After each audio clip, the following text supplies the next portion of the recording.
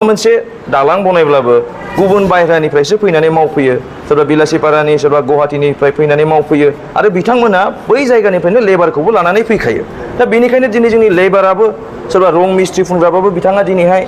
खस्थ' सोलिनानै दङ दिनै सोरबा हेड मिस्ट्रिबाबो राज मिस्ट्रिबाबो सोरबा लेबारबाबो दिनै बिटिसिआवहाय खामानि मोननो गोब्राब जानानै दङ दिडिलावहाय गुड पलिटिक्स खालामनो फैदों जेहेतु पलिटिक्सआ बेड पलिटिक्स आरो गुड पलिटिक्स दङ जोंनि बिपिएफआवहाय बिथांमोना गुड पलिटिक्स खालामनो फैदों मानो होनोबा दिनै जोंनि आथिखालाव सोलिबाय थानाय बिटिसिनि गेजेराव जेबायदि अबस्था जानानै दङ दिनै जोंनि बिटिआर सरकार जा इउपिपिएलनि जाय परिबर्तननि नाम लानानै सरकार दादोंमोन बिथांमोना दिनैहाय जोंनि लाइमोनफोरनि नोजोरावहाय बेड पलिटिक्सआव गोलैनानै दङ मानो होनबा दिनै बिथांमोना जोंनि बिडिसिनि रायजो राजाखौ थगायदों दिनै बिडिसिनि आबादारिखौ थगायदों निश्चय जोंनि बिटिआर हालामावहाय मोनबा जिल्लाजों दिनैसिमावहाय फरायफुबाय थानाय स्टुडेन्ट बा बारग' स्टुडेन्ट बा लाइमोन सेंग्रा सिख्ला जाय बिथांमोना 18 बोसोरनिफ्राय लानानैहाय 30 बा 35 इयार्ससिम दिनै बिथांमोना जोंनि बिपिएफ राजनीतिक दलावहाय 4,000निबो बांसिन दिनै जोंनि पार्टियाव जयेन जादों माने जोंनि पार्टिखौ मोजां मोनना जोंजों खामानि मावनो थाखाय बिथांमोना दिनै ओंखारबोदों फरायफुनाय बा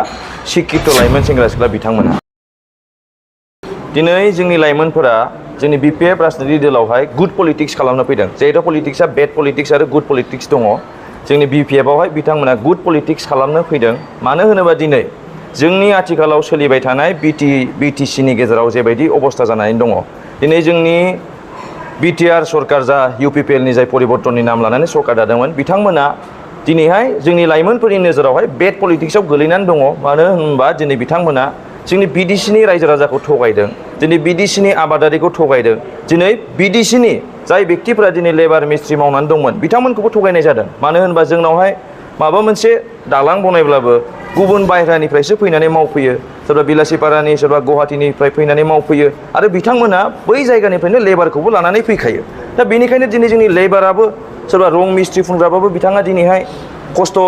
सोलिनानै दङ दिनै सोरबा हेड मिस्ट्रिबाबो राज मिस्ट्रिबाबो सोरबा लेबारबाबो दिनै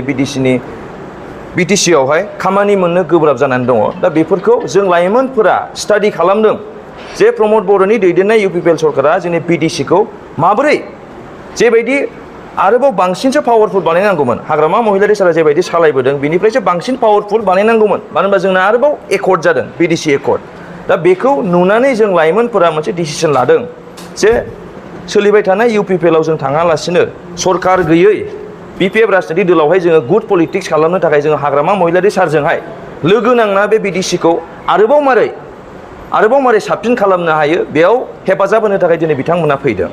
फैबाय थानाय समाव निस्सय जों लाइमोनफोरखौ लानानै बिपिएफ हान्जाया गोख्रों जागोन आरो जों अलरेडि गोख्रों जाखाबाय मानो होनोबा दिनै जों लाइमोनफोरा थियारि खालामगासिनो दङ जों रेडि जागासिनो दङ जे प्रमद बर'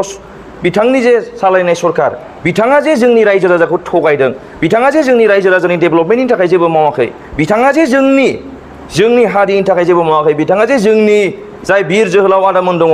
जाय बिर जोहोलाव बिथांमोना दिनै गाव गावनि जिबनखौ दसे दोनथ'नानैहाय हारिनि जौगानायनि थाखाय बा हारिनि मोजांनि थाखाय बिथांमोना हाग्रायाव थांनानै संग्राम खालामहैदोंमोन बिथांमोनखौ थगायदों आरो जाय बेक्ति दिनै मार्टियार जानानै थांबाय बिथांमोननो दासिमबो मोनसेबो साख्रि होनो हायाखै बिथांमोना सेन्ट्रेल सिलेक्सन बर्डखौ नाङा होननानै हरदोंमोन आसाम गभर्नमेन्टनो दा दिनैहाय सेन्ट्रेल सिलेक्सन बर्ड गैयिनि थाखाय दिनै एनडिएफबि आदामोना साख्रि मोनाखै सोरबा एबसुआव मावग्रा आदामोना जाय गावनि जिबनखौनो सेक्रिफाइस खालामो बिथांमोना साख्रि मोनाखै बेजों लोगोसे दिनै जोंहा 16था डिपार्टमेन्टखौ हरदों आसाम सरकारनो 16था डिपार्टमेन्टखौ जिहेतु हरफिनदों बिनि उनावहाय जोंहा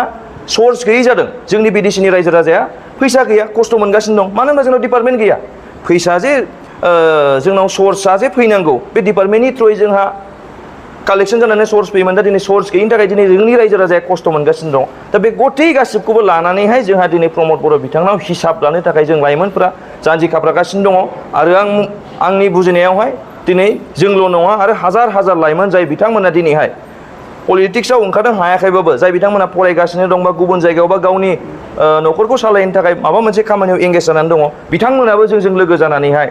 थाथ'वालासिनो बा दिनै मेङालासिनो प्रमद बर'नि सालायनाय इउपिपिएल सरकारखौ हिसाब लानो थाखाय जों थियारि जागासिनो दङ बिपिएफ हिसाबैहाय जों क'क्राझार समस्ति आरो दिनै जोंहा दरं उदालगुरि समस्तियावहाय जोंहा फार्स्ट पजिशनाव दङ मानो होनोबा दिनै जोंना हाग्रामा महिलारि सारनि दैदेननाया जेबायदि मोजां खामानि मावबोदोंमोन बेखौ निस्सय जोंनि रायजो राजाया बावाखै जेबायदि जोंनि इउनिभार्सिटि लुनानै होदों साराहाय मेडिकेल कलेज लाबोना होदों दिनैहाय जोंना उदालगुरियावहाय इन्जिनियारिं कलेज जानो थांगासिनो दङ, इउनिभार्सिटिनि केम्पास जानो थांगासिनो दङ। बे सारनि जे कन्ट्रिबिउसन होबोनाय बेखौ निस्सय जोंनि फरायसाफ्रा बावाखै, जोंनि लाइमोनफोरा बावाखै। नंखायनो हाग्रामा महिलारि सारा जोंनो 17 बोसोराव जिखिनि होदों, जों आरोबाव एबार हाग्रामा महिलारि सारनो होफिननो थाखाय थियारि जागासिनो दं। आरो बे एकमात्र उपायल' बिपिएफ राजनितिक दलखौ सापर्ट खालामनानै बा भट होनानै जोङो जय जगथ खालामनानै मोननैबो एमपि सिटआव देरहानायनि जोंहा टारगेटआव दङ। दा जों नुनायखिनियाव बे बिटिआर सरकारा जाबायदि खामानि मावगासिनो दं, बिथांमोननि खामानि मावनायखौ जों खुनु मोजां मोनाखै। दिनै लाइमोनफोरा बेनि थाखायनो ज' जानानै ओंखारदों। बिथाङा बिटिसिनि जौगानायनि थाखाय जेबो खामानि मावाखै आरो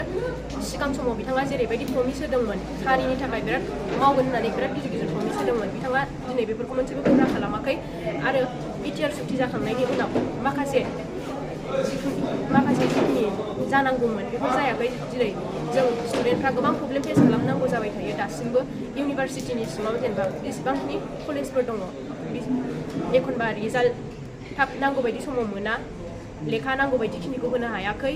आरो गोबां बिदिनो प्रब्लेम फेस खालामनांगासिनो स्टुडेन्टफ्रा। बिनि थाखायनो दिनै जोङो ज' जानानैहाय बिटिसिखौ बासायनो आरो जों स्टुडेन्टफोरनि थाखाय इयुनाव बबे पार्टिया मोजां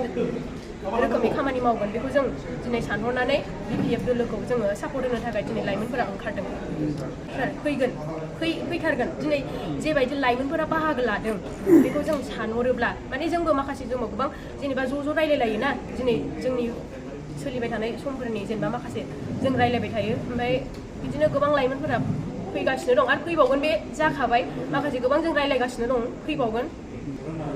जोङो रावखौबोथ' फर्सफुलि लेंनानै लाबोआखै, जेनेबा जों खोन्थादों जेनेबा बेबायदि दा जोंनि बिटिसिनि अबस्थाया बेबायदि जानानै दं होननानै जों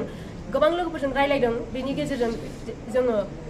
माखासे जेनेबा जाय गोसो जानानै गोसो गुदुं जानानै जोंनि हारिखौ बासायनो थाखाय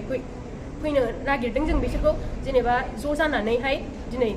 बेबायदि लाबोदों आरो।